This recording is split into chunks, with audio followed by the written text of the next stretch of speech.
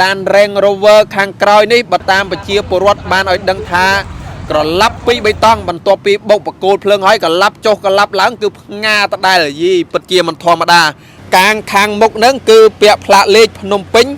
2BX 7799ប៉ើងនៅលើស្ពានមរតកដៃជោនេះតែម្ដងបាទឥឡូវនេះគឺស្ពានមរតកដៃជោនេះគឺអត់មាននរណាបើកបានទេដោយសារ Land Range Rover មួយគ្រឿងនេះហើយចំណែកកង់បងប្អូនមើលយ៉ាន់មើលអីឡើងខ្ទេចខ្ទីម៉ត់តែម្ដង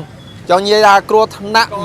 100វាមានសំណាងតែមួយដែលបុកបកគោលភ្លើងតែម្នាក់ឯងរងរបួសតែម្នាក់ឯងឡានបិទស្ពានអាកាសមរតកដៃជោតែម្នាក់ឯងទៀតមិនអាចឲ្យបងប្អូនប្រជាពលរដ្ឋយើងធ្វើដំណើរឆ្លងកាត់បានទេនៅគណៈម៉ោង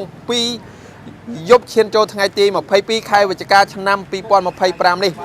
បាទជំរាបសួរប្រិយមិត្តទស្សនិកជននៅម៉ោង 1:02 យប់ឈានចូលថ្ងៃទី22ខែវិច្ឆិកាឆ្នាំ2025នៅចំណុចស្ពានមរតកដៃជោហើយនេះគឺជាចង្គៀងឡាន Range Rover មួយគ្រឿងដែលបើកបរគ្រោះថ្នាក់ចរាចរណ៍តែម្នាក់ឯងទេគឺបណ្ដាលឲ្យបុកបង្គោលភ្លើងស្ពានមរតកដៃជោនេះតែម្ដងបងប្អូនប្រិយមិត្តហើយចំណែក Land Range Rover ខាងក្រោយនេះបើតាមប្រជាពលរដ្ឋបានឲ្យដឹងថាក្រឡាប់ពីបៃតងបន្ទាប់ពីបុកបកគោលភ្លើងហើយក្រឡាប់ចុះក្រឡាប់ឡើងគឺផ្ងាដដែលយីពិតជាមិនធម្មតាចង្គៀង Land Range Rover ផងដែរបានខ្ទាតចេញពីខ្លួនឡានមកខ្ទាតខ្ទេចខ្ទីងគឺឡើងម៉ត់តែម្ដងបងប្អូនប្រិយមិត្តហើយចំណែក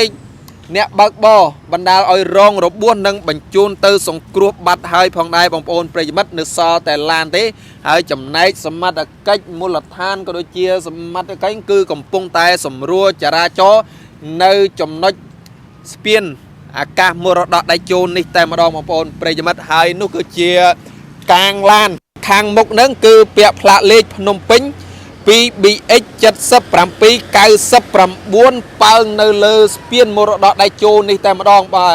ឥឡូវនេះគឺស្ពានមរតកដៃជោនេះគឺអត់មាននរណាបើកបានទេដោយសារ Land Range Rover មួយគ្រឿងនេះបន្ទាប់ពីបុកបង្គោលភ្លើង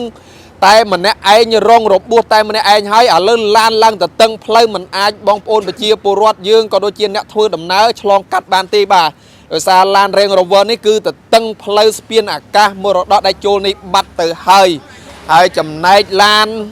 Range Rover មួយគ្រឿងនេះបានបណ្ដាលឲ្យរងការខូចខាតយ៉ាងដំណំបែកពងនៅក្នុងឡានឡើងខ្ទេចខ្ទីហើយចំណែកខាងមុខគឺបែកម៉ត់តែម្ដងបងប្អូនហើយនេះគឺជាសិតតែវែងស្អីខ្លះបងប្អូនអើយ Range Rover មួយគ្រឿងឡើងខ្ទេចតែម្ដងបាទចូលរួមសោកស្ដាយទៅដល់ម្ចាស់ឡានដែលបើកបរបុកបង្គោលភ្លើងហើយចំណែកបង្គោលស្ពានផ្លាកប៉ាណូនៅស្ពានអាកាសមរតកដៃជោគឺងងឹតសូនឆឹងតែម្ដងបងប្អូនប្រិយមិត្តគឺអត់មានភ្លើងទេហើយចំណែករថយន្តខាងមុខនេះគឺរងការខូចខាតយ៉ាងដំណំផងដែរកាំងគឺប៉ើងដោយកាំងទៅជាគៀងប៉ើងដោយជាគៀងទៅហើយកង់ខាងនេះគឺកង់ខាងស្ដាំគឺយ៉ាន់ដោយយ៉ាន់កង់ដោយកង់ដុំដោយដុំទៅជាគៀងដោយជាគៀងអំបែងប៉ើងដោយអំបែងទៅបងប្អូនប្រិយមិត្តហើយចំណែកកញ្ចក់ខាងលើឡើងខ្ទេចម៉ត់តែម្ដងឡើងខ្ទេចម៉ត់បាទពងសុវត្ថិភាពគឺឡើងខ្ទេចខ្ទីតែម្ដងហើយបើតាមបញ្ជាក់ពីបងប្អូនប្រជាពលរដ្ឋគឺអ្នកបើកបរគឺតែម្នាក់ឯងទេ